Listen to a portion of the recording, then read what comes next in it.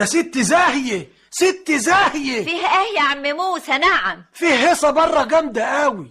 يا فتح يا عليم على غيار الريق كده. قالوا اني قلت لهم تعالوا بكرة. طب دخلهم المضيافة. ما دخلوا مالوا المضيافة، واللي بره المضيافة قد اللي جوه 55 مرة. هم عايزين ايه يا ماما؟ ملهمش حق يا ماما، انا مش فاهم. ما تشغلوش بالكم انتوا.